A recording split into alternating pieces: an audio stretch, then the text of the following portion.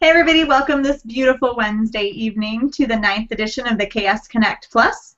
The title of this one is Frugal Cooking and Keeping All Your Ducks in the Row. And I have three awesome blogging mamas with me today with a collective lots of kids. We'll count them up as we go. And they're busy, real food from scratch cooking, blogging people, and they're going to share all their secrets with you tonight. I'm really excited to have Jessica Fisher with us. She is from Life as Mom and also Good Cheap Eats, because you wouldn't be busy enough if you had only one blog, right? Exactly. And Erin Odom is the humbledhomemaker.com, who also co-runs of the Ultimate Bundle Sales with Stephanie Langford. And Erin Chase, our second Erin, is $5 Dinners Mom at $5dinners.com, and also a big-time author and has some other balls in the air. So I'm going to let these ladies introduce themselves briefly before we jump into the nitty-gritty of how they keep it frugal and real food and everything balanced mostly enough so that they're at least not dropping the platter. That's the goal today. Trying not to drop things. Jessica, tell us a little bit about your blog, your family. Okay, my husband and I just celebrated our 20th anniversary, so that was very exciting for us. We have 6 children. 4 boys came first. They're currently 16, 13, 11, and 10. Then we have our 2 girls at the end who are now 7 and 5. I publish 2 blogs, lifeasmom.com, which offers moms and other family managers some common sense solutions to typical day struggles and challenges. And I also publish Good Cheap Eats, where I share budget-friendly recipes that are good for you as well as great tasting. I've published 2 cookbooks, Not Your Mother's Make Ahead and Freeze cookbook, as well as Best 100 Juices for Kids. And my 3rd book, Good Cheap Eats, will be released this fall. So that's me. Awesome. Thank you very much. Next in line, we've got Erin Odom of The Humbled Homemaker. And tell us about your family and how your blog got started, Erin.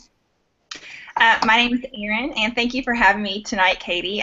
You're one of my favorite bloggers out there, so it's such an honor to be here. I blog at thehumbledhomemaker.com, and this month is actually my 3rd blogiversary. I've been blogging there for 3 years now. And my tagline is Grace-Filled Natural Living, which basically means I'm not perfect, full of grace for homemaking and natural living.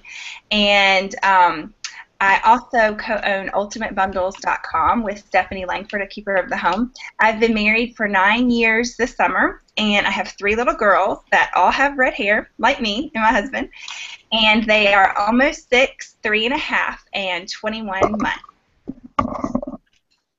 Awesome, awesome. And last but definitely not least, we've got Erin Chase, the $5 Dinners Mom. Tell us how your blog got started and some of your other publishing endeavors, Erin. Sure. Thanks. Thanks for having me. So excited to be here. So I started publishing on $5dinners.com in August of 2008, so almost 6 years ago. Just a need for our family. We were seeing that, our grocery bill was really high and we needed to spend less money on food. So I challenged myself. I wasn't working at the time. Challenged myself to do that, and was able to cut our grocery bill in half and started sharing what we were making, how I was making it, and also kind of thrown in the mix there are some food allergies that we deal with in the family. So that, kind of keeps me on my toes and keeps things fun and creative and interesting in the kitchen. So, yeah, I have been married for 12 years this weekend. So we're still trying to figure out what to do to celebrate. And we have 4 boys, almost 9, 7, 4, and 1-ish, a little over 1. And I will not be following in Jessica's footsteps going after some girls. Oh, come on. We are very blessed and happy with our 4 boys. So we live in San Antonio, Texas, and so publishing. Also, I've published 3 cookbooks in the last couple of years. The $5 Dinner Mom cookbook, which is just dinner recipes. The $5 Dinner Mom breakfast and lunch cookbook, which is obviously breakfast and lunch recipes. And then the last one is the One Dish Dinners cookbook, where it's everything cooked in one dish: slow cooker, grill, Dutch oven, casserole dish, all those kinds of things. So. Nice. I need that one because me and Mount Dishes do not get along. I complain all the time about the dishes. And I don't even do them. Like, I bet 60% of the time my husband does them. He complains too. He just doesn't have such a public forum. You know, poor guy. He just complains to me, so I complain more.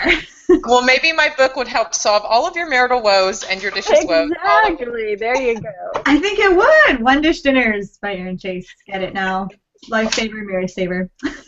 All right, ladies. We're not supposed to talk about marriage, though, although that's important. But I want to start out a little bit, and Erin, you just alluded to a bit of your story that makes a huge impact on your budget, that you guys have some food allergies, and if I'm correct, those cropped up after you started your blog, and so people kind of got to watch that progress. So basically, we want to start out with your foundation. Like, what is your food philosophy? How do you choose to eat, and or how do you have to eat if there are food allergies around? And so what goes through your head when you decide what to buy at the grocery store or wherever you shop for food, and what goes on your table? So we'll go a little bit different order here. I'll start with Erin Odom this time. Well, we actually also have food allergies in our house, and we discovered that after we had decided to go to Real Food. We found out 3 years ago that our oldest is gluten, dairy, and egg intolerant, and so she has been free of those three things for 3 full years. And then our second one is gluten, tree nut, dairy intolerant, and she's been free of those things for 2.5 years. And then our youngest, we found out when she was 4 months, she had opposite symptoms of my older 2 girls. She was chronically constipated, even though she was fully breastfed. And they even sent us to the children's hospital to run tests. And then finally, the pediatrician was like, have you considered going gluten-free? And I was like, well, no, I didn't really want to do that for myself, but I did go gluten-free, and it immediately, yeah. And it actually was like, we were already, 90-some% gluten-free, so I don't know why I didn't want to do it. But anyway, so I did, and it solved her problems immediately. So she's 21 months, so it's been about 18 months. And so she and I have both been 100% gluten-free. And actually, maybe 90% dairy-free for about 18 months. She will break out in a light rash when I eat dairy, but I love cheese. And so I've just recently, she'll probably wean in the next few months, so I've recently started branching out and eating some cheese again just because I've missed it so much. But my husband calls himself a social gluten eater. He, after being 90-some% gluten-free for the last 2 years, he kind of indulged in it at Thanksgiving this year and had a migraine for a week. And it suddenly hit us why he hasn't had migraines for the past 2 years. When we first got married, he did. So anyway, all that said, it was very overwhelming to me at first because I was pretty new to Real Food 3 years ago. I kind of started diving into it about 6 years ago, but we were living on a really low income 3 years ago. My husband was bringing home about $1,800 a month or so. It was $18,000 a year because he didn't get paid in the summer. And so I was all of a sudden like thrown into this gluten, dairy, tree nut, egg free thing, and it was just kind of freaking me out. And everyone's like, well, just go buy the gluten-free bread. And we couldn't just go buy the gluten-free bread at the grocery store. It was too expensive. And so I had to learn to manage all that on a really low budget. And I learned through the process, now that our income has gone up more, that I think living on a low income like that actually made us eat healthier because I was forced to make everything from scratch. Whereas now I will cheat some, or we'll go out to Chipotle or something like that, which isn't all that bad. But when we were forced to do it, I think it made us do it, and it just was really better for our health. That is amazing. It's interesting that you just got into Real Food and then discovered all the allergies, and I wonder if that was partly just your awareness of food and how it impacted you, or if that was just going to happen, no matter what. But it's a big difference. Yeah. So thank you, Erin. It's good to know where you're coming from, and your budget is like the most mind-blowing ever. Well, yeah. No now, it's more now than it was, but it was really hard. But I was determined And obviously, I wasn't going to feed my kids something that was going to make them sick.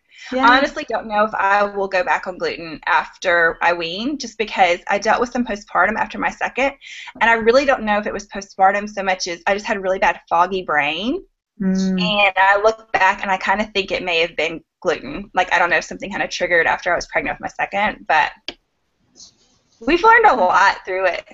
Yeah, it's a big deal. You know, that study, which included 37 participants, just came out that was widely publicized in the media that was like, oh, gluten sensitivity is kind of a farce. It's not really real. And then I've had people say, oh, yeah, I heard gluten sensitivity is not real. You know, I read it somewhere. I'm like, oh, like, shoot. Just because if it makes you feel better, cut it, you know? Yeah. I tell anyone who says it's not real that they are welcome to feed my children gluten and then take come them. to their diapers. Yeah, amen to that. Oh, goodness. Erin, Chase, let's hear your story. What's your food philosophy? So my food philosophy is, I guess, a combination of more with less, mixing and matching whole ingredients, but whole ingredients that I'm getting on a budget. Unfortunately, we don't eat organic. I shouldn't say that. We do some. Mostly the organic ingredients from Costco that are budget friendly. There are a number of them there that are equally as expensive at Costco as they are at the grocery store, which is awesome, or even less for some items. And so we do a lot of from scratch cooking. We do a lot of cooking with beans. I just pulled out lentils from the cabinet so I can do lentils tomorrow night. We do a lot of just simple. I guess simple is really the thing. Like I don't have time for gourmet cooking strategies, and I don't have money for gourmet ingredients, right? So just really simple, from scratch, basic, what a typical meal looks like on our plate is a protein, a starch, and a vegetable, or sometimes a fruit. If it's, pizza night, I usually do fruit with that, or maybe baby carrots, just like that. But, just really trying to keep it simple, just simple cooking strategies, the one-dish dinners. I still use a ton of those recipes. Actually, the one tomorrow night, I'm going to spin off of one of the recipes in the cookbook and share it on the website. It's just what I need for my own personal time and sanity, and obviously the budget as well. So as far as food allergies go, we have two that have not emergency room anaphylactic, but asthma and eczema reactions to dairy and eggs. And another with, I suspect, nuts, although we haven't had him tested. And to touch on Erin's comments about the gluten thing, I saw that and I just totally laughed. So I don't have any trouble, digestively or, with that immediate reaction with gluten. But I tell you what, it sucks the energy right out of me. And I have done so many tests trying to figure out if that's the case. Is it just sugar? Is it gluten? All of those things. And I can tell you that it's gluten. And I think the reason is not a gluten sensitivity. But in my reading and research, and because I've done this, my oldest is 9, so 8 years we've been doing the food allergy thing with him, and with all of us, is that I think it's the whole inflammation process thing, which I'm sure you guys are familiar with. I actually have two things, and I have a ganglion cyst in my wrist that's pretty large, and I also 2.5 years ago, was fortunate enough to get fifth disease for my children, which left me with, isn't that great? Which left me with like mild arthritis in my hands after that whole thing went through. So I have found that with the cyst and that mild arthritis, that when I eat gluten, like my hands literally swell up. I wake up, my husband has to like massage them back to life because I can hardly move them. But if I don't, then I'm fine. So the combination of having extra energy in that foggy brain, that whole fuzzy thing, as well as the hand like inflammation thing, is the reason I would say 98% gluten-free for me. If I'm out somewhere and maybe there's something that I probably is gluten in the dressing or something like that, I would have it, but don't care to have bread or those kinds of things. So, okay, so since we're talking about frugal cooking, how has cutting gluten, which, I mean, when a lot of people think about a meat, a starch, and a veggie, the starch might be homemade rolls or biscuits. Or, there's a lot of really inexpensive things to do with white flour or whole wheat flour. So how did changing that element change that starch? Like, what are your side dishes generally now? So I pretty much avoid those. I recommend people avoid them just from a cost perspective. So switch to potato. I prefer gold potatoes because I think they're the best. I like the way that they cook and the way that they taste. And sweet potatoes and rice. Pasta is really easy to do because rice pasta is everywhere now. Regular grocery stores, Trader Joe's has a fantastic brand. You can order from Amazon. Tinkyada is my favorite brand of rice pasta. The brown rice pasta is what we usually get. So start with those things, and then all of those other things, all of those other muffins and pancakes and waffles and baked goods, slowly add those things and experiment with it. There's so many great box mixes out there now. The King Arthur has a fantastic mix for muffins and brownies, and their all-purpose flour is great. Namaste has an awesome one at Costco. So they're out there now and they're easier to find, but I would say just in general to keep your costs low and kind of adjust to the whole food allergy cooking and keeping it on a budget, just avoid those products because they are more expensive. And then as your budget allows, buy one of the big bags of baking mix. And then, the recipes on the bags are trusted. I use them regularly. And slowly add in, okay, we're going to do pancakes once a week, or the Namaste pizza crust is really awesome as well. So, I hope I'm saying that right. Whatever. I took yoga today. Yes, you said it right. Good.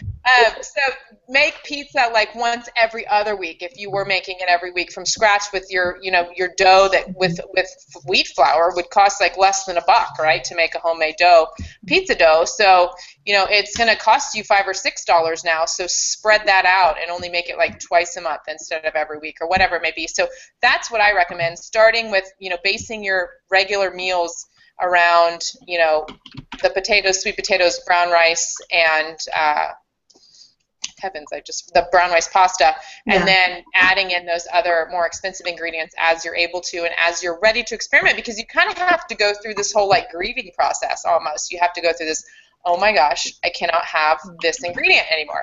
And that's shocking and that's hard. So if you can just pull yourself completely away from the fact that, oh my gosh, I can't have garlic bread with my spaghetti. You've got the brown rice pasta for your spaghetti. That's awesome. You have to figure out something else to fill in for that garlic bread.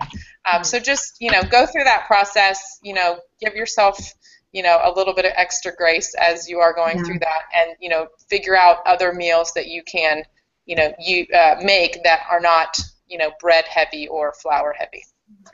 Yeah, I think that's great advice because really brown rice is easy, recognizable, inexpensive, so are potatoes.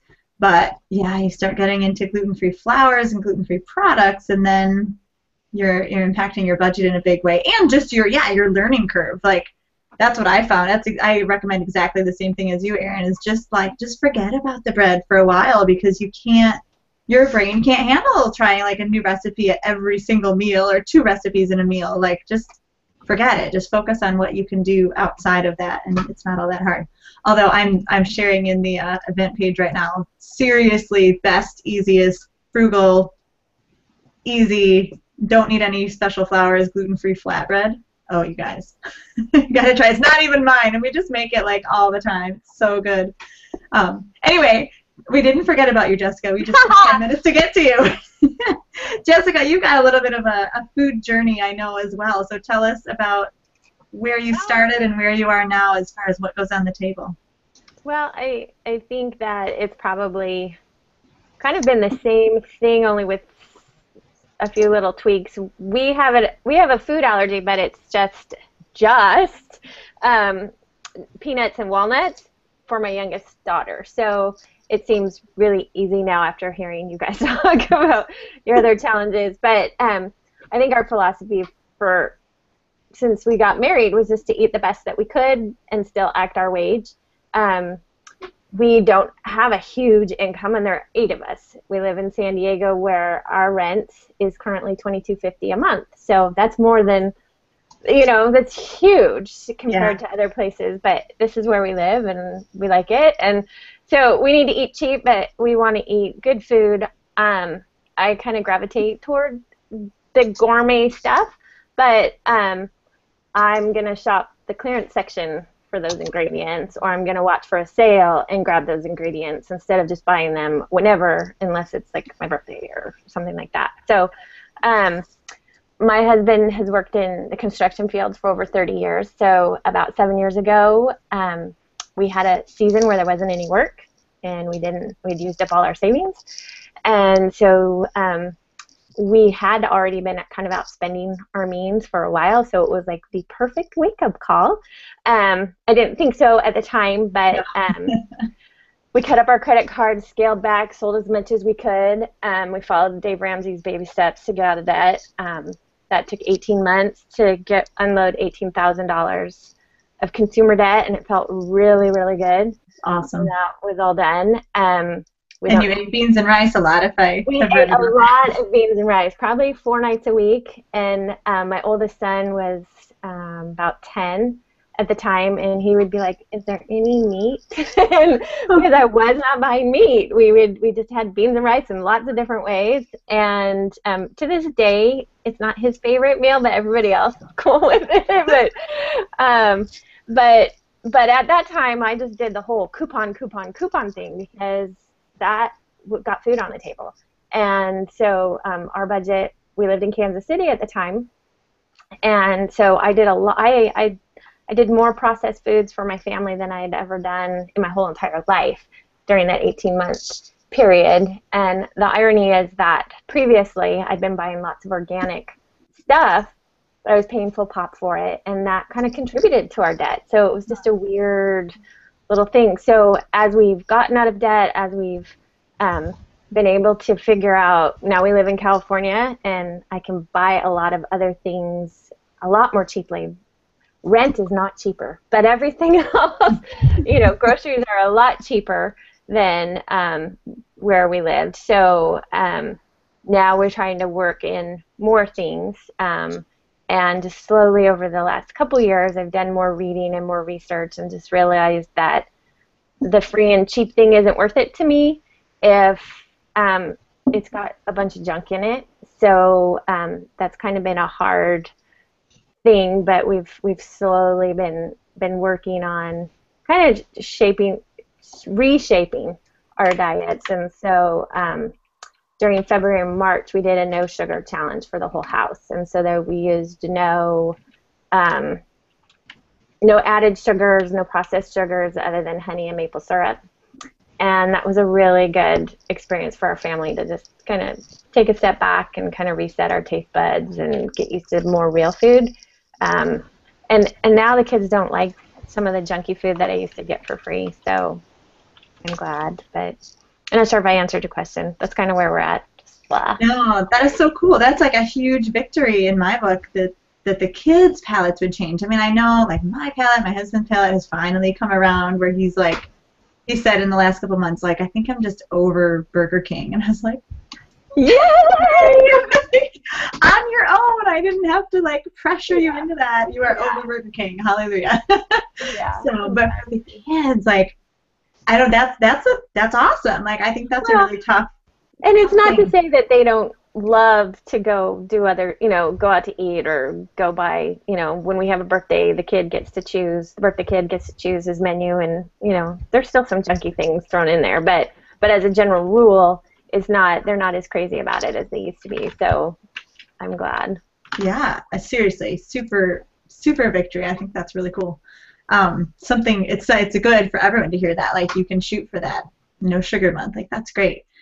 It was probably, was it 2011, Jessica, that you invited a number of bloggers? I remember the email very clearly. She emailed a bunch of bloggers and said, oh my gosh, I went grocery shopping for ingredients, and I'm freaking out about the cost here. I think it was either 11 or 10 or 11. Yeah, it was we did it a long time. Yeah. Katie's talking about a series we did. It was called the Eat Well, Spend Less crowd, and so along with several other bloggers, we just posted different techniques and strategies for eating more real food and saving money, and I learned a ton. I still go back to those old posts. So. Yeah, it was a fantastic idea, and it was born out of these crazy rising food costs that we were experiencing at the grocery store, and just kind of banding together, you know, as a lot of moms with good advice. Oh, I may have lost my video. If so, hopefully you can still hear me. I see you, but oh, good. Anyway, I put the Eat Well Spend Less series in the event page as well if people wanted to browse that. We did it once a month, and I think there were 7 or 8 of us anyway who were posting around a different theme each month. It was a great series. Well, and I think if I can dovetail off what you said about the rising costs, I think probably a lot of people have heard the drought in California. It has been horrific this year, and we're starting to see just slowly, maybe not as high prices as maybe you're seeing across the country, but it is definitely creeping up, and there are some distinct shortages in terms of things like limes or beef, where those prices are going to be really high over the next at least probably a year before it settles down.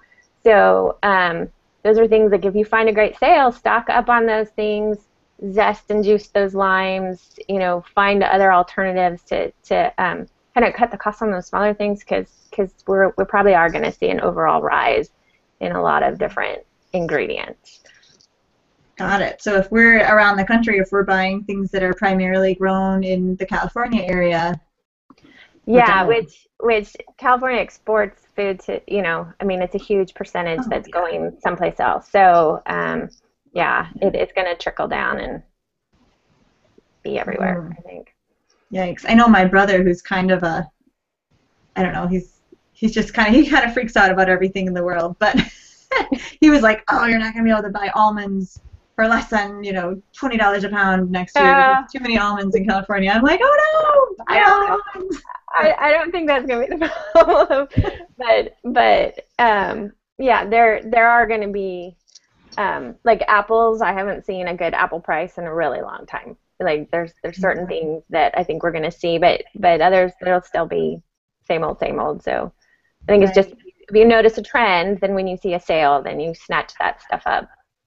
Exactly, and use your freezer, right, and can things and figure out how to preserve. Exactly. So you guys are awesome. My next question was, how did you become inspired to eat frugally? But I'm pretty sure each of you circled through that in your introduction or food philosophy, so that's good. I would like to hear from you. What comes first in your habits and your routines, the meal plan or the shopping list, and how do those integrate together? Aaron Chase, $5 dinners. We got to hear how you do it. So I start with the sale prices at the store and build a meal plan based on 2 things. 1, whatever is on sale, typically produce and meat, and 2, what I already have on hand. So some weeks we're just getting everything we need from the grocery store and stocking up. Some weeks it's a half meals from the pantry, half meals from the grocery store, and other weeks it's everything from the pantry plus bananas and produce, you know, and maybe a gallon of milk or something like that for my husband. So, it's a combination of what's on sale with what I have on hand, and you know, my game is getting everything for as little as possible, and despite the fact that prices are rising, which they are here too, I'm still playing the game. All the same rules still apply. All of the same planning strategies still apply. It's just that some of the baseline prices are jumping up, but for the most part, sale prices on things are still pretty consistent. You know, and I track mostly dinner ingredients, produce, you know, meats, different cuts of meats and different types of meats. So those of all I've seen have stayed pretty consistent. So I just play the game of planning around those things and then building my shopping list based on what I don't have in the pantry, what is on sale I need to stock up on. So if, you know, I see a deal for, you know, Rotel canned tomatoes and diced chilies and I'm almost out of them, then I'm going to make sure to grab some extra ones. So I kind of build my list based on those things. Are you seeing, sorry, I'm curious, are you seeing the same sale prices on meat, Erin? So far, still, yes. I think Okay. they're going to creep up over the summer, but I'm still seeing, whole chickens Okay. for 79 cents, 88 cents a pound. Okay. I still see the same prices. That's at the traditional grocery store.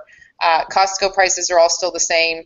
And Sprouts, their prices for chicken breast and pork tenderloins or pork roasts, those are all still in that $1.99 to $2.49 a pound range here. But that might not be the case where you are. I don't know. I don't track your California prices. No, but I've seen a significant 50 cents to $1 hike for the sale prices over the last year. So that's been a little disconcerting. Yeah, that's tough to swallow. I think here it's been the same, and I do watch prices where I used to live in Ohio, which I realize sounds very strange, but I'm just kind of how they compare to here still. And that's my game, right? That's my job here. That's what I do. So and those are still the same, and sometimes I'm like, oh, I wish I could get those prices. San Antonio's grocery market's a little tricky with there only being one traditional grocery store here, so there's nothing to drive costs down. But I have seen at least prices here locally are consistent with what they have been over the past 2 years since we've lived here, and pretty close to what I still see and had seen in Ohio. I think in Michigan, meat. I mean, I don't actually buy meat at the grocery store. I go to the farmer, which is expensive no matter what. But I do. I mean, I check, the sale flyers, and I'm like, ooh, I'm not spending that much. The margin has decreased a lot. Ground beef used to be $1.39 a pound, $1.99 a pound, or whatever, and I don't know if it gets under $2 a pound anymore. But don't quote me on it because it's not my game. But Erin, I gotta know, is $5 dinner, do you have to feed your whole family for $5 or $5 a serving, or what are the rules there? So my rules for $5 is the family, and the price, the portions that I write recipes for, and still works for our family. Although we're really pushing the envelope, especially this summer, we're going to push it with being at the pool so much and the boys being more hungry. But just you wait. Oh, I know, Jessica. I'm already starting to feel the pinch, and I should start a savings fund for that actually, like the teenage boys. Feeding teenage boys saving fund. So that is when I write recipes for the site, I typically portion them out for 4 adults because that's still plenty for us to feed everybody, the 6 of us, because the 2 littler ones eat little tiny people portions. But I don't know, sometimes my older 2 out eat me at dinner. So but when I put the recipe on the site, and how I typically make it as well is for for 4 people, 4 adults, and I know how many pounds potatoes I need and how much rice I need, and if I think I need more, I want to make extras for leftovers, and I just adjust that way. But yeah, that's for feeding 4 adult portions, which sounds so crazy to a lot of people, but when you really start digging in there and get really serious about the challenge in the game, you can. It's totally doable. I can do it some days. Barely.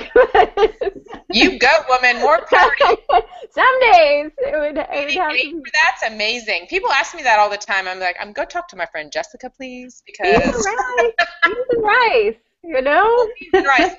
That's easy. Yeah, beans and rice you can feed an army on for $5. And pasta. I mean, and those are the things my kids love. So they'd eat that till the cows come home. So you can do it. Expensive cows. They're getting more expensive cows. They are more expensive cows, yes. I'm impressed by $5 a meal. I haven't figured out per meal in a long time, and I probably don't want to, but it'll be interesting, as prices do kind of roll forward when you become the $7 dinner mom. I should probably slash through my little thing, and I push it sometimes, and if I go over, I share it. This was a $6.43 meal or whatever. It's still budget friendly. And, if people are playing the game and they're getting their chicken breast when it's on sale and they're getting their, pork roast or ground beef or whatever it is at the lowest possible price they can get it for in their area, then fill in with the other inexpensive ingredients and you're going to have a budget for the meal regardless. For sure. Jessica, what for you comes first, the meal plan or the shopping list? I'm going to say neither because the inventory is really my best line of defense. If I know what we have, then I know what to plan as well as what to buy.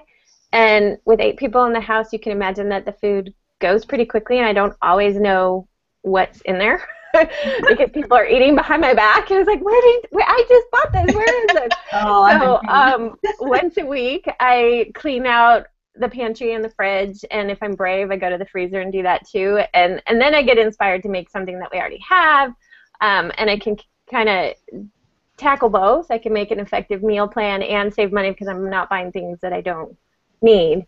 And the weeks that I, like currently we have 8 cans of coconut milk in the pantry. I was like, oh, obviously I didn't check before I left. My son's like, why do we have all this coconut milk? It's like, oh, well, so the inventory really is what helps me the best, because like Erin said, using what you have. And so you go and you dig out what you got. And twice a year I do a pantry challenge, and we kind of eat everything down to the bare bones, and that really helps offset the months that I overspend too. So.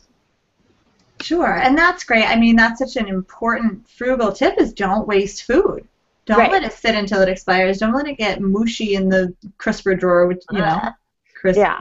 Well, they say, the last statistic I read said that Americans waste 25% of their food. Yeah. And if you're a family who is throwing a lot of food out, you could probably cut your grocery bill in 25% just by not wasting stuff. I mean, right there. Yeah. Boom. So, yeah. Amen to that. I wish I could have gotten quick enough Erin Chase's reaction to that one. Do it again, Erin. What did you do? I know, that's what it was. Perfect. Thank you. I know, ridiculous. Because when you're cooking frugal, you're like, that is an abomination. Totally mind-blowing. People can't possibly waste that much, but they do. I have a lot of... What?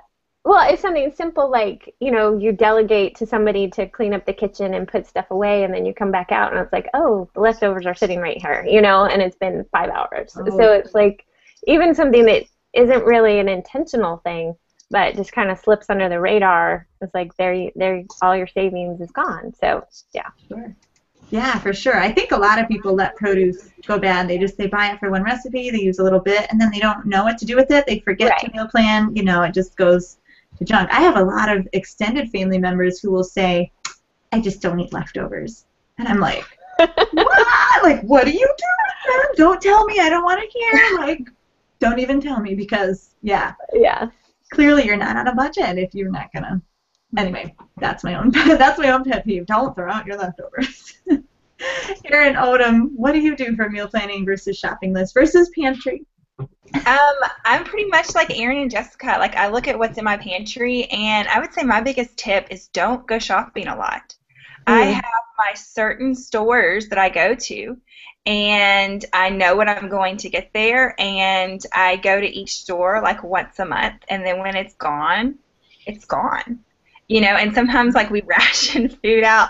We do a little bit less now than before, but, like, I'll tell my 3-year-old is that tree nut free. The other kids drink almond milk. Well, she drinks rice milk, and when it's gone, I'm like, if she wants another cup, I'm like, well, honey, this is it, for the rest of the month. And that might sound really bad, but, if we're trying to stay within a budget. But I don't coupon. When I first moved to where I live now 5 years ago, my mom is hugely into coupons, and that's fine. Some people love it. My sister is big into coupons, and I tried it a couple of times. I went to a store that does like double and triple coupons, and then I was still new in like my real food journey, and I came home kind of like Jessica, and I like looked at the ingredients and stuff, and I'm like, this is junk, everything I was getting. And then it was like it would sit in my pantry forever, and I was like, okay, what do I do with this? Do I give this to a food pantry? Then I felt bad for giving junk to a food pantry, So I don't coupon. I don't look at the ads a whole lot, because I just kind of have like what I get, and I know what it costs, and I go to the store and get it. I look at the clearance racks and kind of base some of what my meal plan is around that. Like, I made the mistake early on in shopping like the clearance racks for produce. Like, I would buy stuff and be like, oh, this is so great, and then it goes bad the next day, because it's supposed to go bad the next day because it's by so now I have the habit of, okay, I'll be in the store, and I'm kind of thinking, I like to go shopping on the weekends when I don't have all the girls with me, because I can think a little bit better. But I'll think, okay, like, this is a bunch of clearance apples. are we going to eat them like it's whole apples? Can I make applesauce? What can I do with this before I leave the store? Otherwise, or can I freeze whatever this is? Otherwise, I'm going to just waste my money if I'm going to buy the clearance item and then not use it, or I try to kind of make a mental plan in the store, like, okay, I'm buying this produce will go bad before this does, so I need to make this tonight or this tomorrow, and I can wait until next week to make this. So that's kind of what I do, and Aldi is my number one store. I love Aldi. And it's kind of controversial with some people. Some people that are really big into real food hate Aldi. I think some of them haven't been there in a while. My Aldi is great, and we have an organic line now. And so it has more and more become my number one grocery store. And I just shop the outer perimeter instead of the inner aisles. I mean, I get some things in the inner aisles, but the outer perimeter, where the fruits and vegetables are. I do get my meat somewhere else. But anyway, I go there first because I can save so much money there, and then I go fill in at my other stores. Mm-hmm. Yeah, I agree. Aldi's great because they have the best prices on canned tomatoes and dried beans and rice, all that cheap stuff. So, yeah, totally. And very good point on the reduced produce. I used to do that too. And you just gotta be savvy, gotta be thinking. What about? So we've talked a little bit about techniques in the store, the reduced produce, stocking up on things when they're on sale, not buying things you don't need, cooking from your pantry. These are all fantastic tips. But what do you do in the kitchen? Do you have certain meals other than beans and rice that are particularly frugal, or certain techniques that you do, something you make from scratch that saves you a buttload of money or whatever? Once you're in the kitchen, what do you do to cut costs down? We'll start with Jessica. Well, I would say that keeping things simple works best for our family. My kids have to be used to adventurous eating because of what I do for my moonlighting job, developing recipes and writing cookbooks and stuff. But the meals that make them the happiest and which are the cheapest are the simple ones, like what you said I can't say. And tacos, pizza, tostadas. If I make breakfast for dinner, everybody is just thrilled. So those simple things really make them happy. And so I've taken to just adding fun twists to those simple things, and everybody's happy then. Nice. I love it. Erin Odom, what do you do in the kitchen to keep costs down, with your recipes or techniques? We are very simple too. I am not gourmet. I really didn't know how to cook at all until I got married. But just different things. My husband doesn't really like soups in the warmer weather, but from about September through March, he will eat soup. And so we try to eat soup a lot in the colder months because that really stretches far. Meals, I have one of my favorites is a crock pot chicken and quinoa. And you can use 2 chicken breasts to feed, or 2 chicken thighs, either one, our entire family. And my girls, I think God knew that I couldn't afford boys because my 2 girls eat less than I do, and they're 3 and 5. But anyway, let's see, cooking a whole chicken, although we eat through that thing. I mean, it lasts a meal and a half, but that's cheaper than buying chicken breast or something like that. So those are a few of the things that we do, but just keeping things very simple. I'm not gourmet at all. Maybe in the future when my girls are a little bit older, but and for a lot of times for lunch, I don't really cook lunch. We'll either eat leftovers. Most of the time I'll send leftovers to my husband to work. I might bake a sweet potato for me for lunch, or I'll usually bake 3 or 4 at a time and then just warm them up in the toaster oven.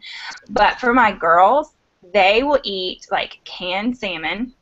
They fight over who gets the most bones, which I think not people not into real food. My mom's always this is cat food, and she's this is so gross.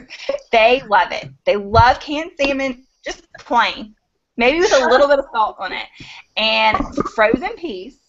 I started giving them frozen peas when they were toddlers, and now they don't want them cooked. They just want frozen peas. So I'm this is so easy for me. Pull it out of the freezer, open it up. Here's your frozen peas, and then carrot sticks or grapes or something like that. That is lunch for them, or a little plate of veggies with hummus.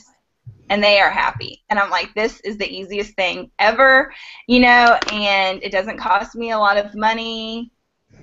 That's pretty much what we do. It's very simple.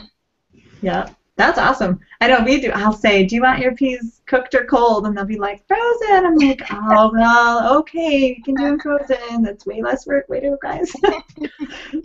Totally. Erin, Chase, what are your strategies in the kitchen? For me, it's a time thing. If I'm in the kitchen, I want to have 2 or 3 things going on at once. I typically am in the kitchen, I don't know, 20 minutes to an hour and a half, depending on the day and what we have cooking. And that doesn't mean I'm in the kitchen cooking. Sometimes it's homework's going on in there, or I'm letting the baby play in the sink, which he discovered how to do yesterday. He is 16 months old and moved the stool over, climbed up and got into the sink and was whatever. So now we have that fun entertainment going on while I'm in the kitchen. Jeez.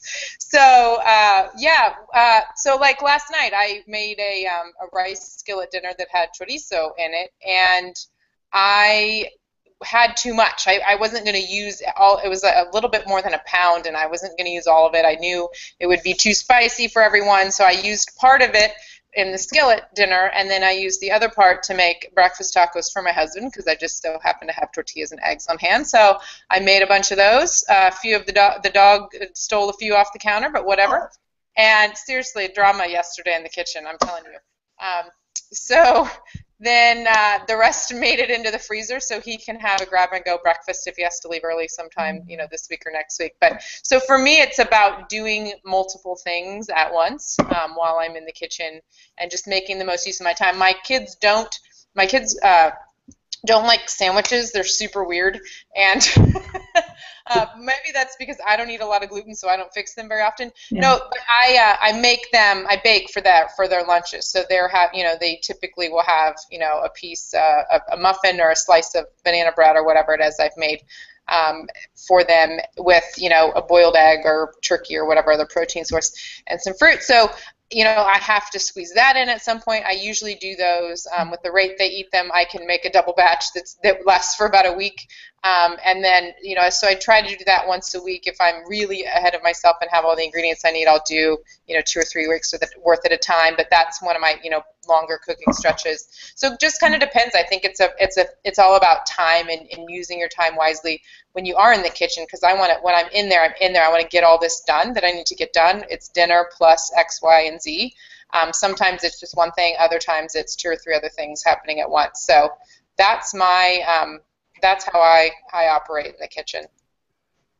Yeah, very good tips. I like to do the cooking ground meat in bulk, and then I'll freeze it, in like 1/2 to 3/4 pound portions, and then, the next meal is so much quicker. So, but I love the making it into burritos. That was very smart. Very cool. So my next question, you were reading my questions, weren't you? Because the next question was about time. Like, part of the title of this event is keeping all your ducks in a row. And so, part of that is keeping within your budget, and the other part is making sure everyone is fed and that you're not spending 5 hours a day in the kitchen, and, that Mountain Dishes is not getting the better of you. So I need help with this.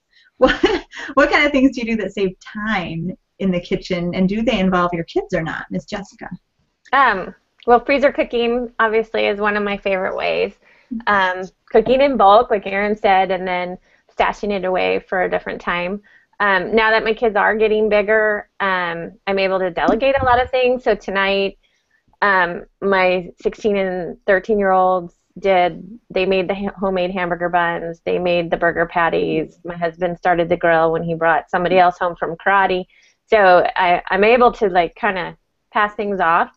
My 16-year-old's really big into nutrition, so he actually knows more than I do about some of these things, and so he will look up a recipe and make stuff and freeze it or whatever. I'm also just kind of focusing on some quick fix meals so that I can prep in 30 minutes and then we eat and be done. So those are kind of the 3 strategies that help me save time, is cooking ahead, sharing the load, and then just finding things that I can put together really fast.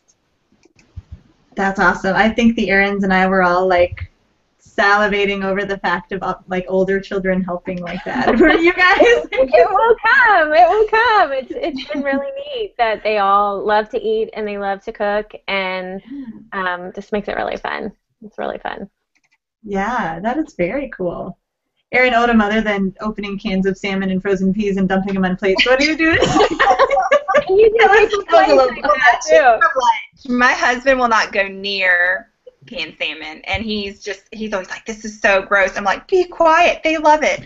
But I would say my top three things for dinner would be skillet meals, and an ebook that I love from one of my blogging friends, Leanne at Intentional by Grace, is 20-minute meals, and all of the meals in that book only take 20 minutes from start to finish. They're all made with whole foods and salads. Like tonight, I actually had a phone meeting, and my husband actually just cooked some chicken up, and then when I got done with my meeting, I went and fixed like lettuce, carrots, tomatoes, some avocado, and just threw together a really quick salad, and we ate that. So salads, and then the crock pot, especially for days that I'm going to be gone a lot or just really busy, I'll put something in the crock pot. And one of our blogging friends who is kind of taking off from blogging right now, Stacey Makes Sense, wrote the cookbook Crock On, and then she has another one, Keep Crockin', and those are really good. Yes, because they're all made with whole foods. So I would say those are my top three: skillet meals, salads, and the crock pot. Okay, anybody hungry? Now I'm starting to be like, oh, it's time for second dinner. It's time for my first dinner. I know it's only like 7 in California. I would love if you guys have favorite frugal recipes or a frugal recipe category on your blog. Throw that in the event page, you know, when this is over, because that's something that I will link to from my blog, you know, when I share this video, and just kind of give people like, you know, a couple, 3, 5, 10, whatever your best ones are. No opening the can of salmon and dumping frozen peas, Erin. Not allowed. Much beans and rice from Jessica, I'm sure. So I always like to end these shows with something really, really, really practical, like something someone can stand up from their computer right now and do in 5 minutes or maybe half an hour tops that can make an impact on tonight, our frugal food budget, or our time management in the kitchen. And so I am looking for your very best. Do it now, make an impact without having to think or make a to-do list or, you know, stress out about it. Tips. Let's start with Erin Chase. What do you got? I would say I have like 35 things swirling in my head, but I'm going to come down with go right now to and open your pantry and open your freezer and open your fridge and identify 3 meals that you can make for the rest of this week or for next week if the products if it's not all produce, because then that's 3 meals you don't have to worry about buying anything for. If you don't know what to make, obviously the 4 of us are here who have all kinds of recipes. And another it's an app and site that I recommend. I don't really use it myself, but recommend is All Recipes has a really awesome app. They have this dinner spinner, so you can basically like randomly choose a dinner if you have all those ingredients, or you can input the ingredients and it'll tell you here are a couple of ideas you can make with these 3 like super random ingredients that might not go together, but in actuality they do. So that would be my practical. Go find 3 meals. You probably have enough food, even if it's like not salmon and peas, but even if it's like tuna and mayonnaise and bread in the freezer that you happen to buy an extra loaf or something like that. Have tuna melts, right? So, you know, maybe think outside your regular, 10 to 12 meals that you have and figure out what else you can make with what you have on hand. Very good tip. I'm going to give you another stat, Erin, that might make your jaw drop. The average American has less than 3 days of food on hand. Did you know that? Well, now they can use it all up with my little tip. Go. Well, no, our listeners are above average, but the average American, less than 3 days of food. That freaks me out. That freaks me out, too. Yeah. I'd be like, if we get less than 30 days of food, I'm like, oh, my gosh, we're going to starve soon. Oh, dear. Erin Odom, what's your 5-minute super quick awesome tip? Well, I want to say real quick, one reason I give my girls salmon, well, I think it's really healthy. It is. It is healthy. I mean, and they love the bones. I mean, I'm just like, yes, please eat these bones forever. But I personally don't like tuna. I know it's really odd because most people prefer tuna over salmon, but I don't like tuna. So anyway, that's just why. Justification accepted. They can't do this tonight, but they could do it tomorrow. My big tip is for them to check out the clearance produce section the next time they're at the grocery store. Go check it out. If you've never been there before, you might be surprised at what you find, and then pick out one item that you can take home and do something with. Awesome tip too. And you know, some grocery stores don't have them, which is very sad. And I'll have to find the link. But long ago in 2009 when I first started blogging, I posted like a form letter that you can just print out and take to your grocery store manager and be like, listen, we know you're throwing away produce every day. Why don't you tag it and sell it to us because we will buy it. So, you know, our health food store has a great one. Ooh, that's really nice. Ours does not. I should talk to the produce manager. But yeah, like if you don't have one, then that's your 5-minute thing. Find the produce manager or type the letter and hand it to someone. They'll get it to the right person, and you know, maybe it'll work. Who knows? Jessica, what's your 5-minute awesomeness? Nobody's gonna like this one, but I'm gonna say go clean your refrigerator, because there's probably stuff in there that makes you not want to go in there, right? Throw away the science experiments and see what you have. And like Erin said, then you're gonna be able to choose your 3 meals for the next couple days. But I love to see the back of my refrigerator. I love to see the white space because then I know that we're not wasting stuff. I know that we're using up what we have. And I think that's really, you know, kind of something that in our culture we forget. We just, I don't know where it is. I don't know how to find it. I don't know what to do with it. I'm just going to go buy more. And that applies to things other than just food, is that we buy instead of using up what we have. So if you go clean out your fridge tonight, because you can do that in the middle of the night, no matter what time zone you're in, and you can just set yourself up for success tomorrow because you're going to know that where everything is, and you're going to be able to cook, and that's going to be more fun, and you're going to save money because you're not going to go buy more unless you need it. That's good. Your tip doesn't have to be loved. It just has to be smart. But I like it. It's good. I had my 9-year-old making homemade ranch after dinner tonight. And I pulled out the big, like, is it like a 3-pound tub, I think, from Costco of sour cream. And I opened it and I said, oh, we're not going to make it out of this one.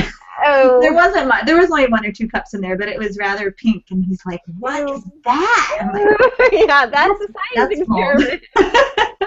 Yeah, so had I cleaned out my fridge 2 weeks ago, I would have been like, oh, I need a recipe with sour cream beyond the ranch. Yeah. Smart tip. You don't have, I mean, nobody wants fuzzy things. Those are not fun. Yeah. You guys, you all have such awesome products. I got to give you another couple seconds to just talk about your books and where we can find them and what the titles are. And that's your awesomeness contribution too. People should be Googling and asking at their libraries and buying and everything. So, Jessica, what are your books that are out and one is coming? Or just what you got? Not Your Mother's Make Ahead and Freeze cookbook. You can get it on Amazon, Barnes & Noble, local bookstores. My library has 7 copies, so I think a lot of libraries do. Yeah. So if you don't have the cash, don't spend money you don't have. Just go see if your library will have it. And also, you can request books at the library. So if you hear of a cookbook here and you want to check it out, but you can't afford it, then ask your library to buy it because sometimes they have money that they really have to spend. So my second book is Best 100 Juices for Kids. They're alternatives to pop, soda, popsicles, sweetened juices, things like that.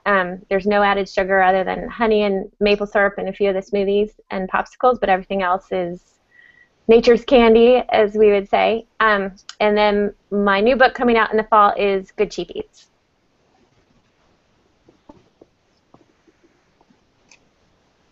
Sorry, I had to unmute myself. I think I was trying to share the reduced produce form letter. Good Cheap Eats, so named after your blog. That's very cool. Is it mostly dinners, lunches, everything? What is it? It's complete dinners for $10 or less. Ah, a little more upscale. But you Yeah. said that. You like the gourmet, so that's cool. I know I had my 2-year-old has decided he likes Yeah. feta cheese, just like on its own, not on a salad. And so my 5-year-old serves him, and I'm like, it's kind of a lot of feta. Maybe we should give him one piece at a time. That is expensive, you know? Oh, goodness. Erin Odom, I know your book is not going to save money in the kitchen, but you can save money elsewhere to spend more on food. That's right. My book is Confessions of a Cloth Diaper Convert. So totally different theme, although it will help you save money to use cloth diapers, and you can find that at clothdiaperconvert.com. And also right now on my site I have a free smoothies ebook for subscribers. It's called Spring into Smoothies All Summer Long, and it is a really great way to use up clearance produce like bananas, any kind of fruit you can put into smoothies. And so that's free for anyone who subscribes to my site for daily, monthly, weekly, any of my newsletters will get that for free. Fantastic, fantastic. I have to vent about smoothies. My dad is just finished chemo and is about to go through bladder removal surgery for bladder cancer, which is not fun. So I went with him to his appointments last week, and we went to see the dietitian. And my mom's saying, yeah, we're making smoothies with probiotic powder and lots of greens and antioxidant-rich fruit. And I could just see her like glaze over. She did not care. In her mind, a smoothie was only a way to get protein in. It was like the homemade version of Ensure. She's like, well, what's your protein source? And I'm thinking, did you just listen to that woman tell you all the stuff she puts in the smoothie? Anyway, I was like frustrated, but who cares? I mean, it doesn't matter. They're just so far off in left field, like so hyper-focused on only protein, apparently, for the surgery recovery. I'm like, but we're putting all this great stuff in there. Like, just, it's good. Anyway. That's me venting on smoothies. Erin Chase, what do you got for us to go buy, read, cook from? I got one thing about smoothies is mine never have protein in them. Go eat a piece of grilled chicken breast. Okay, anyways, how to say that. So mine are always fruit based, and sometimes have coconut milk in them and sometimes don't. But anyways, so books. I have 3 cookbooks, the $5 Dinner Mom cookbook, the Breakfast and Lunch cookbook, and the One Dish Dinners cookbook. They are all available on Amazon, Barnes & Noble, anywhere books are sold, pretty much. Library as well. Echo what Jessica shared about the library. And I also will be putting together I have 2 other things, I guess. One, I have the 20 meals from Costco for $150. They're not ebooks, but they might as well be. They're really. It's just the plan. It does have a small cost involved. There's 2 of those plans for Costco and for Sam's Club, and then I also will be putting together. I hope to have it out next week, although it will depend on my formatter editor husband if we can get it all together in time. But we've been doing a gluten-free meal series that we're going to turn into a very inexpensive ebook very soon. So cool. Yeah, very cool. Good stuff. At Kitchen Stewardship, kitchenstewardship.com/gfsnacks, you can actually find a really small, like mini ebook on super basic starting gluten-free. So if you're not gluten-free and you want to have visitors over who are, or you're going to a potluck and you want to share, bring something that a loved one can actually have, or if you just want to check out what going gluten-free is like without buying any fancy flours or $6 loaves of bread. It's just kind of the really basic, here's how to think outside the processed gluten-free box and how to cook gluten-free. So that's free. That's a free download currently right now at kitchenstewardship.com/gfsnacks. And I also have some ebooks. One of them is based on beans, so that one's really frugal. There's rice in there too, and there might even be some salmon and peas. And I have a lunchbox packing book that's subtitled Sandwich-Free Lunches or something like that. So I was thinking of that, Erin, when you were saying your kids don't like sandwiches. I'm like, oh, I can help. Anyway, all my ebooks right now are at kitchenstewardship.com/ebooks. So, girls, this was so much fun and so much great information. I hope people really benefited from just hearing other moms' advice and dealing with food allergies and keeping a balanced budget and, growing with the family and growing with your real food changes. I think you're all very real and genuine and authentic, and I just love you. Thank you so much for coming on. It was great. Thanks for having us. thank you. Guys rock. So this is the last episode of the Chaos Connect Plus for the summer because I'm officially on a scale back plan to keep my sanity. from now until baby 4 in October. And I didn't know that. Yay! yeah, the food budget will increase again.